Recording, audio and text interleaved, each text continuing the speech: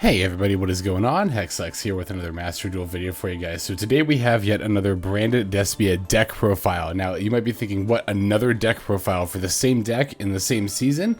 Yes, actually, because we are taking a look at a slightly different build this time. One that a lot of you brought up in the comments there. It's funny, those the branded Despia comments were a lot more divisive as far as the builds went than I thought they were going to be. I did not think there was going to be such a just like a passion, shall we say, behind the opinions. No, I love to see it though. Like, I love to see those kinds of comments because I really love that engagement. I think it's one of the best things we've got going for us here on the channel. So yeah, it was, and I also like it because, you know, I've mentioned this before too. I mentioned it, you know, a couple of times in the Let's Talk About Branded Despia video, where, like, you know, I am very much a Master Duel player. I've not played the TCG in quite a while, and obviously I don't play the OCG because I don't live in Japan. So, you know, I'm really kind of gathering from all the sources I've got and then using that to kind of make an assessment.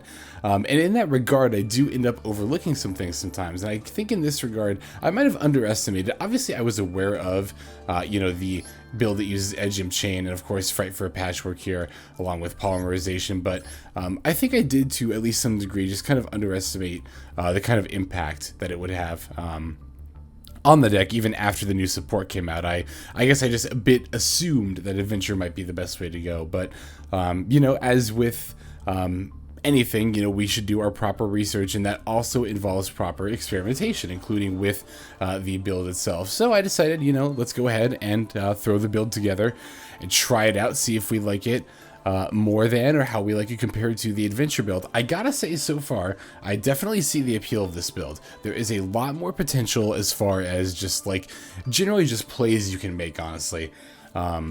And honestly, I do plan to revisit the Adventure build still and take some of the lessons that I've learned from here and then apply them to the Adventure build. For example, the addition of Super Polys. I consider this card kind of optional. I didn't even really talk about it, I don't think, in my initial branded Despia deck profile, which I should have. I should have touched on the lack of Super Polys in the deck because I consider them fairly optional, honestly.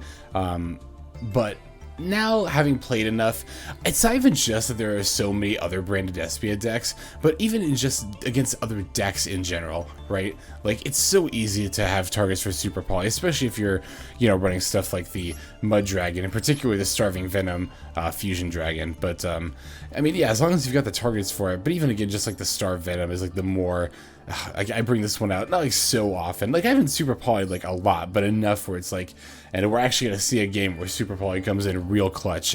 Honestly, these games that I've played with this deck that we're going to see are pretty clutch in general. Like, I won't lie, this build is very, very fun.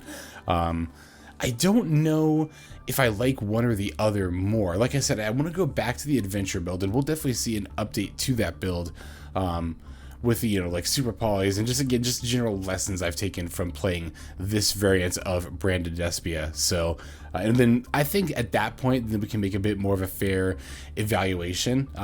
Again, though, I 100% see the appeal of this build, and right now I'm kind of inclined to say I like it more, honestly.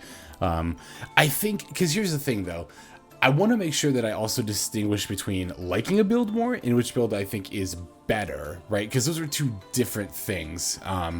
So, like, I'm inclined to say that maybe because we're in a best of one format that is more, like, not the same as the OCG, but more OCG centric in terms of what cards are legal, that maybe the Adventure build is the better build, but I do like this build a little bit better right now. And of course, that's the other thing too, right? Opinions are not only subjective, but also constantly changing. So the more we play with each of the different builds, or the more I play with each different builds, rather, the more, I guess, my opinions on each will form. But I will say that that you guys were right.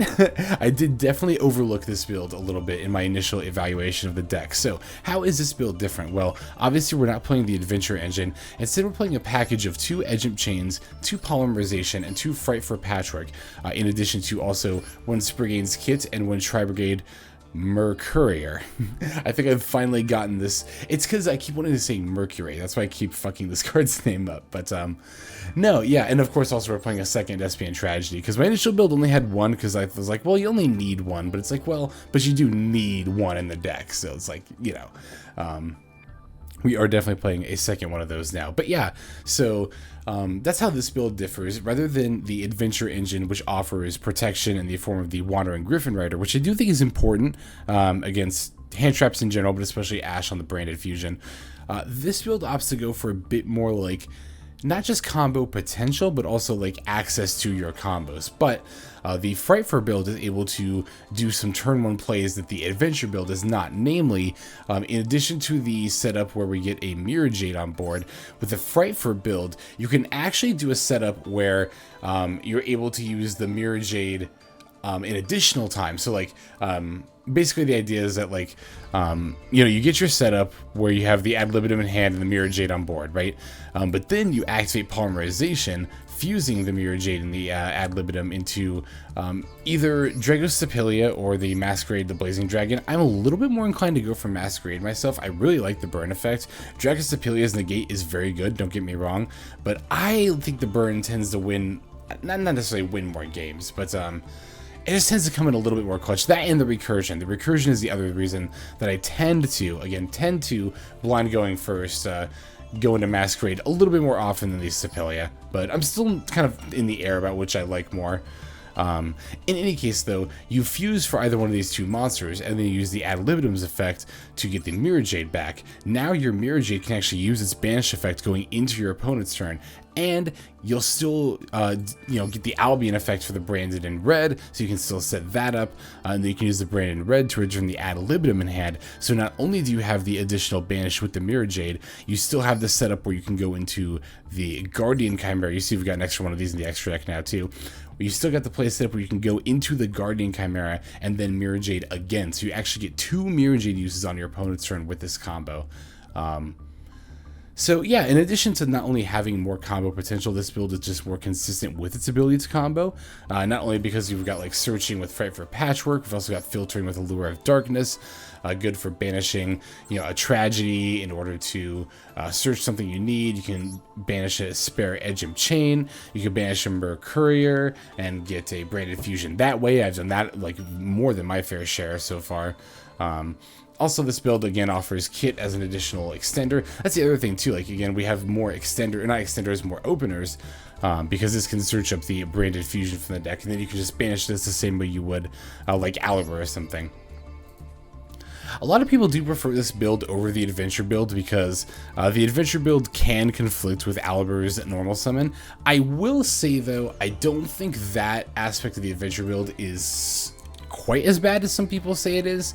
It has come up for me occasionally, but far more often than not, you're still able to do your combos just fine, even if you do the adventure setup, in my experience. Again, as I play more, that may change. We'll just have to see moving forward. But that's just been my experience between the two builds thus far. So yeah, I think that's about everything I wanted to cover. Oh, and then one of the other differences that we're playing Branded Lost in this build. This card is alright. Like, I definitely don't mind having it around, don't get me wrong, but in the adventure build, I think I would struggle to find room for it, honestly. Even in this build, I feel like this is one of the more cuttable cards if I wanted to add a different card, but it's definitely not bad by any means. Just kind of my 2 cents on the card, but yeah, so in any case, let's go ahead and break this build down card by card, and then we'll take a look at some gameplay. So, we are playing 1 Despian Comedy, 2 Despian Tragedy, 3 Maxx, 3 Ash Blossom and Joyous Spring, 2 Edge Imp Chain, 2 Fallen of Albaz, 3 Aluber the Jester of Despia, 1 Tri-Brigade Mercourier, 1 Springans Kitt, or Springans Kitt, there's no I there, right? Yeah, the Springans Kitt. It's a weird name. Anyway, Ad Libitum of Despia, we've got 1 copy of that, 2 Polymerization, 3 Allure of Darkness, 2 Frightfur Patchwork, 3 Branded Fusion, 1 Branded Lost, 2 Super Poly, 2 Called by the Grave, 1 Crossout Desginator, 3 Branded Opening, and 2 Branded in Red.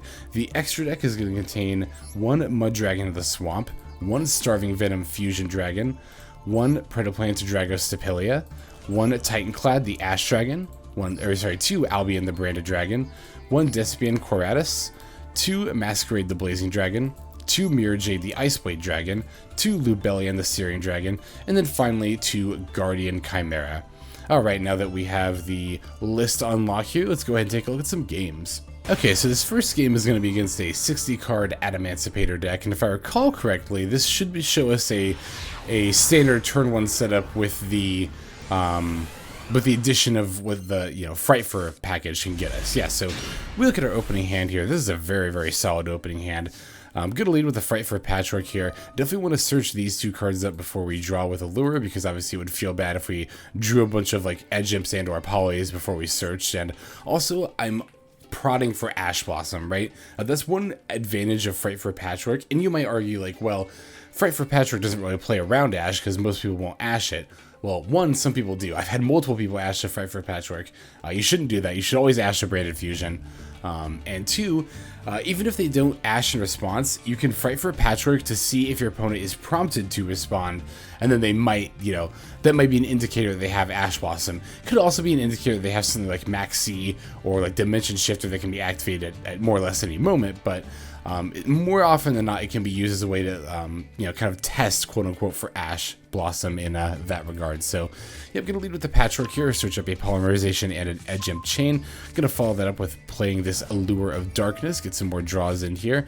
I'll banish the Despian Tragedy, so that way I can add my Aluber right there. I was going to say Branded Fusion, but no, we add the Aluber, which then adds the Branded Fusion. Since I drew my Ad Libitum, I don't really need the Despian Tragedy to search it, so that's why I'm pretty fine using that here. Opponent does have a Maxx. I was getting that sense that my opponent had a response this whole time. That's why I brought it up during this game. But yeah, it turned out to be a Maxx, so I'll just call by. I mean, I had the call by either way. If it was an Ash, I could have just slammed down the call by. So again, it's something to be mindful of. It's not something you always have to play around. Like if you see the prompt, that doesn't. I'm not saying like don't ever activate Branded Fusion at that point, but because either way, at some point you're gonna have to. Eventually get the hand trap out of their hand anyway. So because we already have the Ad Libitum, we've already used Tragedy's effect, I'll set up the Despian Comedy engrave here, just in case my opponent has like an Imperm or a Veiler for the Lubellion. They don't though, so that's always a welcome sign. We've got the Mirrorjade coming down here. I'm going to use the effect, of course, to banish Aluber and send the Albion. But now I can use this Polymerization, like I mentioned in the deck profile. I'm going to fuse the Mirrorjade and the Ad Libitum together now in order to make Masquerade the Blazing Dragon. Again, you could also make the Predaplant Dragostepelia as well, if you wanted to. So here I can then use the Ad Libitum to bring back the Mirrorjade, and now because this is a quote-unquote new copy of Mirrorjade, as in it's left the field and then come back, this copy can actually use its effect. So we have a banish going into our opponent's turn. We have the Albion search for the, well, we already had a branded in red, so I'll just set up a branded opening here. But now we have the banish going into the opponent's turn. We could use that, then the branded in red for the Guardian Chimera, and then set up the Mirrorjade once again, because again, we can just add the Ad Libitum back. And you even have the extra monster on board if you want to fuse another material from on board. That's another one of the reasons why I like going into Masquerade Dragon, is because you can, fuse with it on board for Guardian Chimera and then bring it back. So, yeah, so at this point, my opponent uses, the left arm offering. They can set the Mirrorjade, that's fine, by the way, because we can still fuse with it face down. I'm not really too concerned about that. Using the left arm offering to grab, what was it, the grass here, right? So at this point, I'm like, okay, I definitely don't want this analyzer on board to activate its effect, especially if they're going to be relying on top-taking stuff, quote-unquote top-taking stuff off of grass, right? So this is a good time to use Branded in red, but I also thought to myself, there's a world where I actually managed to rip Ash off the top of my deck with this Guardian Chimera, so let's see if we can Ash this this grass here. And so I'll use the Branded in red with my 2 monsters in hand. That will allow me to fuse for the Guardian Chimera, destroying the Analyzer and then drawing 2 cards. Of course, the Ad Libitum will then in turn also return the Mirrorjade to my board as well. Definitely chain block. Well, I mean, we know this card is an Ash, but in case it were, we definitely want to chain block the Guardian Chimera. So here is the Mirrorjade, and because I'm just the most disgustingly lucky player in the world, I actually managed to peel Ash Blossom off the top of my deck for this grass, and my opponent very rightfully just ends up conceding after I resolved that Ash Blossom. So very, very gross example of what this deck can do. But yeah, that's kind of like what a typical turn 1 setup with this deck looks like as opposed to the adventure build. So again, I understand why people say the Frightfur build is better because you end on a better turn 1. You do, honestly, in the standard combo. But the adventure package, I do still like the protection that it can potentially offer. But again, I guess we'll go into that more when we revisit the adventure build. So in the meantime, let's take another look at a game from this build. So this time we're up against Sword Soul Tenyi. Sword Soul Tenyi I think is pretty interesting in Master Duel in particular. I think it's better in Master Duel than it probably was in its respective TCG and OCG formats when Branded Fusion was around, specifically because of how consistent it is, right? In a best of 1 format, consistency is going to be king, and I think in that regard, Sword Soul Tenyi is at least a little better, if not, I think, a significant bit better than it is, again, or than it was in the TCG or OCG around this time. From what I've observed from like tournament reports and stuff, again, I have to emphasize I don't have too much personal experience during those formats myself, or any, honestly, really, but just conjecture from the research I've done, basically. So this is one nice thing about the branded loss, right? We are going to get some extra searches here for the Mercourier. That is actually going to be really nice in order to keep a monster to gate up. Although I think I end up using it for something else. I feel like I end up banishing it or something. We'll see here. Yeah, going for the Mirrorjade, going to use that effect, sending the Albion on the Aluber. This is going to be a more standard opening because we didn't open the, Poly or the Frightfur, what is it, Patchwork here. See, I set up the branded in red. They're going to lead with a Pot of Desires here, followed up by a Chthana.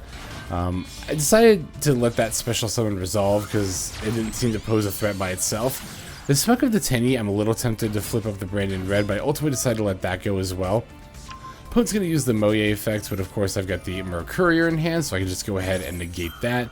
But yeah, I wanted to wait and see what exactly they followed the monk up with, because the Chthana by itself doesn't necessarily provide any plays. Now, they could have banished like an Asuna or a Vishuddha or something from hand, and that might have sucked, but ultimately I decided to hedge, and it kind of paid off here. I'm going to flip up the branded in red, but unfortunately our opponent does have a Called by the Grave, so that's the other thing too about branded loss is like, there are a lot of things that it doesn't stop, even though it seems like it would be able to be like a catch-all protection for your the summoning of your boss monsters, but there are still, a number of ways to circumvent the prevention of fusion monster. What is it? Jeez, I can never remember how it's worded. The activation of your cards and effects that include a fusion summon of a fusion monster. Yeah, that. In any case, your opponent's going to make some follow-up plays with their Shaman of the Tenyi here. I thought they were going to go for a Draco Berserker, but fortunately they don't. The Chi Shao cannot use its effect because of Shaman of the Tenyi's effect. And then they decided to Protos anyway, so yeah, I feel like my opponent could have played that out maybe a little bit more smoothly, but I guess at the end of the day they did prevent me from summoning Darks, and they did get rid of my board here. That doesn't mean I don't have any plays whatsoever, though. So I'm going to activate this Aluber, or some of this Aluber, activate the effect, use the branded in red. I'll get back to Fallen of Albaz just to make sure I have, optimal summoning, I guess was what I'm looking for, options. But what I end up going for, here rather, is the Quaretits. Oh, and the Albaz, I think I kind of mostly just wanted to have the option to go into it.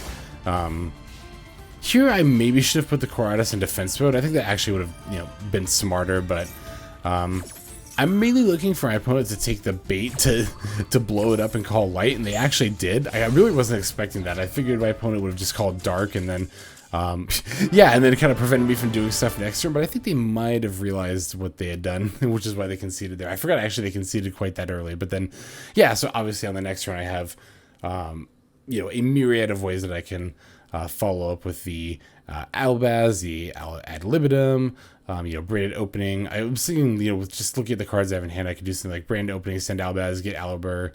I guess we'll just figure it out from there. But either way, the opponent conceded. And yeah, all right, that's all for that game. Let's go and take a look at the next one. Okay, so this game was actually pretty rad. This game was against a Mutant deck that was also using a branded engine, which I I think this might be the first time I've ever played against mutants. It's definitely a very cool deck. I can't deny that. So we're taking the first turn. Our opening hand is looking really, really good here. They do lead with a Dimension Shifter, but that's actually not that big of a deal against this deck. Or rather, when you're playing this deck, rather. Because not that much of your stuff is affected by being banished, right? Like, Lubellion can still shuffle stuff back from the banish. Your Despian monsters trigger when they go to graveyard or are banished, like your Tragedy does, so you don't have to worry about that not firing off. Like, this deck is pretty... Again, there are some things that are effective, but this deck is relatively banish-proof as far as, like, what it is and isn't able to do under something like Dimension Shifter or, like, Macrocosmos or Dimensional Fissure or something, so... I think the Ad Libitum even works when banished, right? Let me take a look here. Yeah, or banished. So, like, yeah, this, you know, the engine was definitely made with the possibility of being banished in mind, so definitely gotta love that here. Opponent's gonna play their Brain Diffusion. I'm gonna Ash it. I really actually should have played Nobleman of, or not Nobleman, I always want to say Nobleman.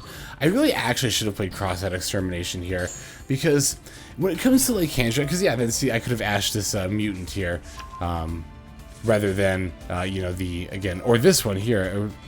If your hand or field. No, sorry, I couldn't have banished that fusion, or ashed rather that fusion spell. Wait, maybe I could have. Does it say send materials from deck to graveyard?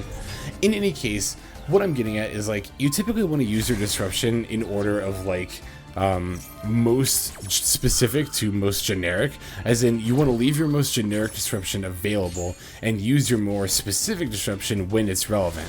So, like, there with the Brand Diffusion, like, as you can see, I've not really gotten a chance to use this Crossout Designator for the rest of the turn. So it would have been smart to call the Brand Diffusion because I'm actually playing that in my deck. I could have flipped this up, called Brand Diffusion, and then I would have had Ash Blossom for one of those later effects. So in that regard, I definitely should have played that a little bit differently, but in any case, we do manage to peel a Poly off the top of the deck, which means we can not only fuse for a Masquerade, but because we fuse with Ad Libitum, we even get to bring back our Mirrorjade. Definitely going to battle over the synthesis here, that's what it is, because of course if I activate Mirrorjade's effect, it'll prevent itself from being affected by monster effects, and then I won't be able to banish it that way. And it's like, also, you know, who knows, my opponent might play another monster during my turn. Turns out that they actually do, but it's actually just going to be another synthesis. So we're not going to be able to banish that. Yeah, this mutant synthesis is definitely quite annoying, honestly. Like I said, I've never played against mutants, I don't think, before this game, so I didn't really know what their boss monsters were all about. So, yeah, this would be able to basically just protect itself from whatever you try to hit it with is definitely very annoying. And then, of course, blowing up a card when it's summoned doesn't help it either. Yeah, definitely still, of course, using the Mirrorjade effect there just so we can set up another Branded in red with the Albion. Now here I do actually get a chance to use my Crossout Designator against another card that I play as they try to Fallen of Albaz. I'm sure they're trying to go for their own Mirrorjade there, but we can go ahead and just get rid of one of our Albaz and stop that playing cold in its tracks. So they are going to end up running their monster into mine. I'm actually fine with that. I'm not going to chain Branded in red because I can just use the Masquerade's effect to bring itself back. Now, my opponent does have to control an extra deck monster. I think it's Fusion, Synchro Xyz, or Link, but pretty much, you know, extra deck monster in order for me to be able to do that. So yeah, I wasn't able to prevent the 1800 damage coming in from Albaz. Not that I'm really concerned with it, just note there. So opponent does make another Mutant Synthesis. This is actually a great moment to chain Branded in red when they're targeting it, because then I can follow up the next chain link with the Masquerade's quick effect, and now I have enough, you know, I have materials on the field to fuse, along with the Ad Libitum that I'm returning to my hand to, of course, once again summon the Mirrorjade back to my board. Plus, at this point, my opponent's only down to 2,000 life points, so...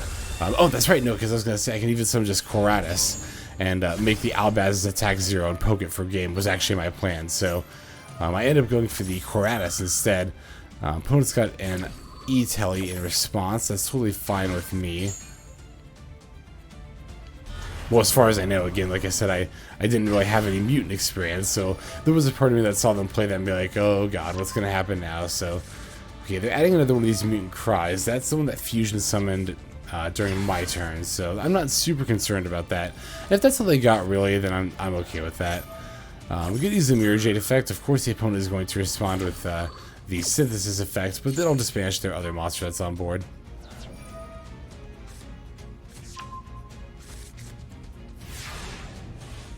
Alright, time to see if the opponent has anything as we rip Super Poly off the top of our deck. So yeah, this was a game I mentioned in the profile where Super Poly ended up coming in clutch as our opponent then proceeds to go into their ultimate boss monster. Is actually just called Ultimus, right? Yeah. No, I have the Super Poly that I have very casually peeled off the top of the deck because, as we can see, the kind of recurring trend here is that I'm just the luckiest player in the world. So we can go into Starving Venomy, and that's going to be more than enough for the Quaretits to take our opponent out for lethal. So GG's there, FCat. Let's go ahead and take a look at the next game. Alright, so this game, this is one that I'm also very eager to show off. This game is going to be against, oh shoot, I should have paid more attention. I think it's an adventure pile. I don't think it's adventure Tenyi, but I think it's some amount of an adventure pile, whether it's Tenyi or like, the quote-unquote adventure combo, whatever Master Duel calls the deck. But yeah, so it looks like the opponent's going to lead with I think it is actually an adventure Tenyi build now that I think about it, because they do a very standard, like, well, no, that's right, they kind of don't do a standard opening play. You'll see here in a bit. So, opponent summons Jet Synchron, starts doing their thing, and there's, I'll admit, even me, there's this part of me that's tempted to just, like, concede at this point, because I'm just like, ugh, whatever. They have the combo. They have the ability to, what is it? They have the ability to set a bunch of negates and or OTK or whatever, but I decided to stick this one out just to see if I could play through it. I figured if I was somehow able to, that would end up being a pretty good game for the channel there. So they are using a desk bot here, which is interesting, because again, I don't think it was an actual just like Sword Soul build. I think it was specifically Adventure Tenyi. I feel like I remember seeing the adventure cards, but yeah, because here's the Denglong. I mean, sometimes Sword Soul Tenyi does play Denglong, but that's definitely more of a like fairly niche tech choice, especially in addition to the O-line. Yeah, I'm pretty sure it's not a Sword Soul deck. Okay, setting up the 9 pillars, sending the Ashina, going into the Baron.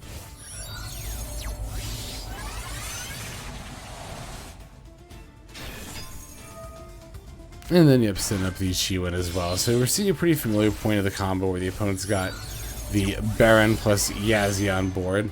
But now, let me see something here. Yeah, okay, so they hadn't used Taya yet. And, I mean, this might be Sword Soul of Taya in hand right here, but I really don't understand what happened here with the opponent's play. Like, they had the setup. They had the Baron plus the Yazzie. They should have popped the Yazzie, gone into the Taya, banished, made the gone into the level 8 synchro plays using the Ashina effects to bring about a Vishuda, and then, yeah, but the opponent did not do that, so I don't really know what was going on with that, but we'll take it. One Omni Negate is annoying to play through, but definitely not the end of the world. I do shudder a bit to think what the back rows might be, but again, I don't think it'll be anything like too bad. So I'm going to lead by normal summoning the Springans Kitt, even though, of course, I already have both Branded Fusion and Branded Inbred in hand.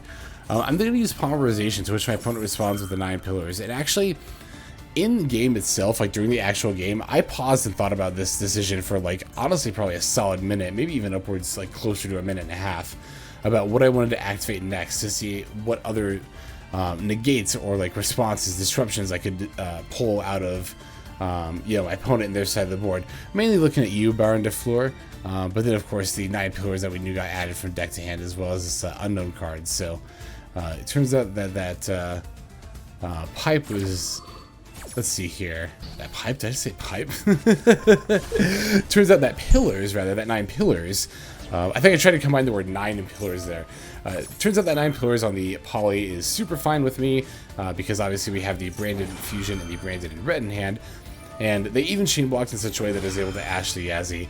Of course, we're just going to use the Baron on the Ash, but this is also totally fine with me, because now, with the exception of this unknown back row, which, yeah, could be something, we've managed to draw out, like, most of our opponent's responses. They are going to end up setting up a Herald of the Arclight here, though.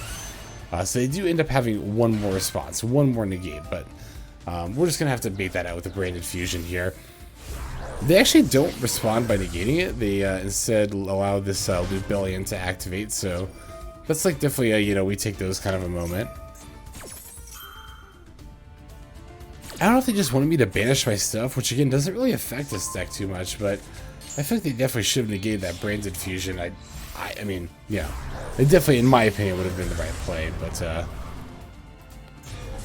I could always be mistaken. Yeah, so unable to destroy the Herald this turn, but we'll get rid of the Mecha Phantom Beast token, or not token, the O-Lion, do a bunch of damage, even though it'll leave behind a token. I'd really leave behind the token than a level 2 tuner anyway, to be totally honest. Especially, again, given how much of my extra deck, or how much of their extra deck my opponent has already used, so.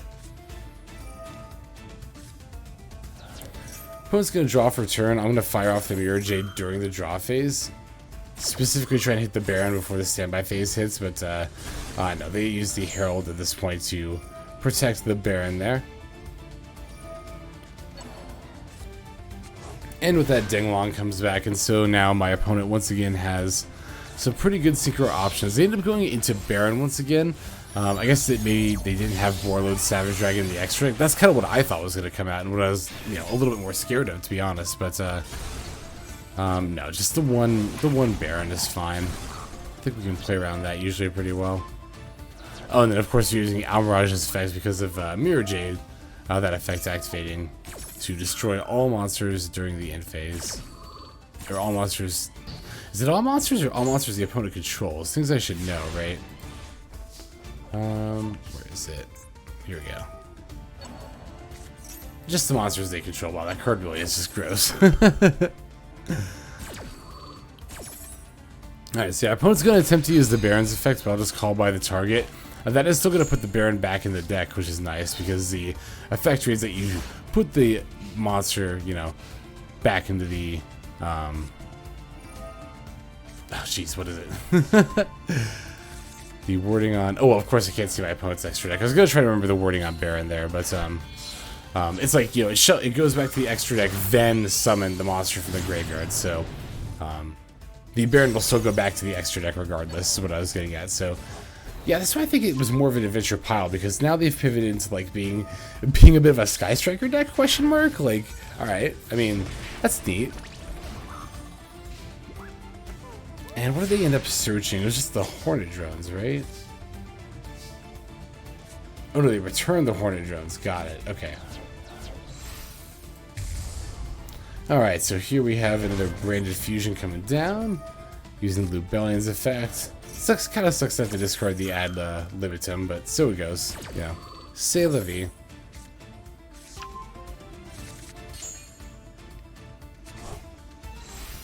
And then, of course, we're going to be setting up for yet another Mirrorjade, the Iceblade Dragon. And then normal summoning Aluber, getting the branded in red. And then, yeah, between all this stuff, we should have lethal. So we are actually able to wheel back the Ad Libitum. And then, yeah, my plan there was to just obviously fuse the Lubellion and the Ad Libitum for, I don't know, something, anything, and then just bringing stuff back. And, yeah, opponent realized at that point, I think after getting those cards, that I was definitely far too ahead to fall behind in that way again. So, all right, let's go ahead and take a look at one more game here. Okay, last game for this video is going to be against our old pals, Floowandereeze. Gotta love them, right? But now, this was another game where we actually managed to play around them fairly well. Another very solid opening hand where we opened both Allure and Patchwork. I love any hand we open both Allure and Patchwork. Using the Patchwork to add a poly and then a chain. I'll use the Allure to toss out one of these extra Edge Imp Chains unless I get a better banished target, which I actually did. I got a Mercourier, so I actually maybe should have saved that and banished the Tragedy instead, but I still needed to be able to add Ad Libitum, which I could have searched it with the branded opening, but it's like, oh, that's its whole own discard, so I was like, whatever, it's fine. So I'll just use the Mercourier to add the kits to add the branded fusion, which will now fuse into, I almost said sync, fuse into the Lubellion, the Searing Dragon. I'll discard my other Edge Imp Chain, because they don't really need the Edge Imp Chains there. Alright, from there, again, we're going to search the Ad Libitum, as always as ever, making sure that we have that monster in our hand. There's the Mirrorjade. And because we even sent it to the graveyard, we can use the Edge Imp's effect to add a future copy of Frightfur Patchwork. Or rather, a copy for a future turn, because you can only use one per turn. Not that we'd be able to use it anyway, because I think we've already drawn both the both of the blah blah blah Edge Imp monsters. That's what it was. So we wouldn't be able to use it. You have to add both. You can't just add one or the other. So this is a little bit of an issue that can happen with this combo line, is that it's more susceptible to Nibiru as opposed to a more quote-unquote standard line that I think just only gets to 4 summons. But I wanted to show how this build can play through even something like a Nibiru, like even one of its own like unique weaknesses. Yeah, so here I'll set the branded opening with the Albion, because obviously I've just peeled this branded red off the top of my deck. So it's got a terraforming for a Floowandereeze. I was a little scared it was going to be a Numeron Network, and then I was like, oh wait, Numeron Network doesn't do anything. They have a monster on the field, so. Alright, so yeah, from here I'm going to use the branded opening in conjunction with the branded in red, because I do want to blow up both these cards, I think. Both the Nibiru and the Floowandereeze map.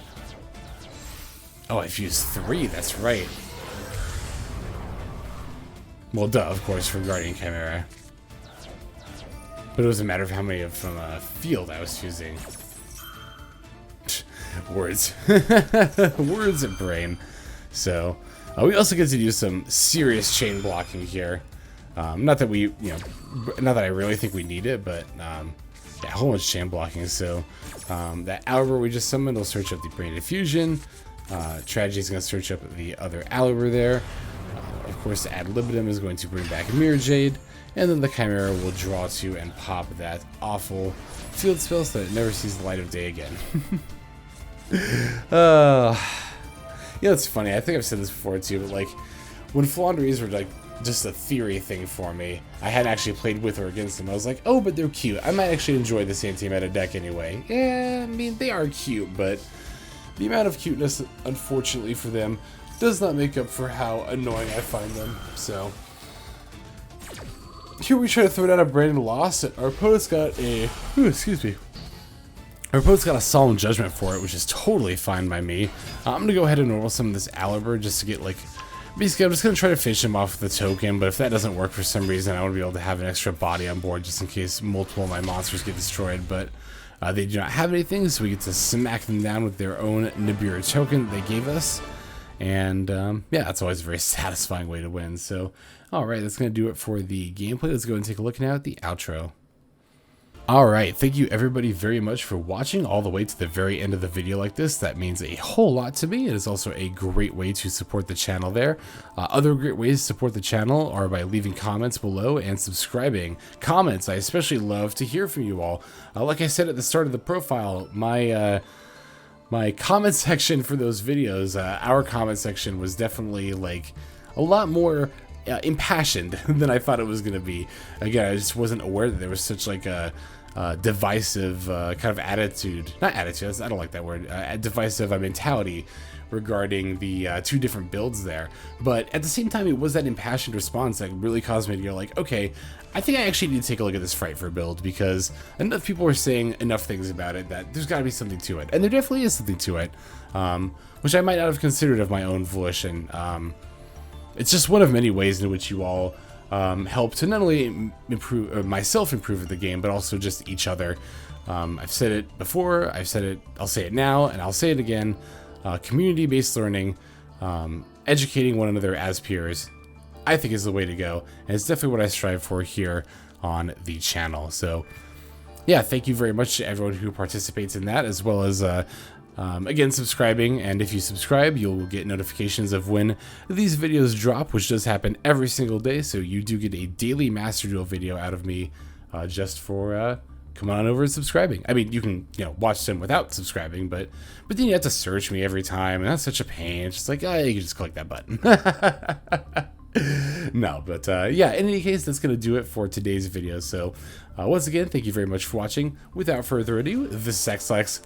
I'm signing out, and hope you guys have a fantastic day.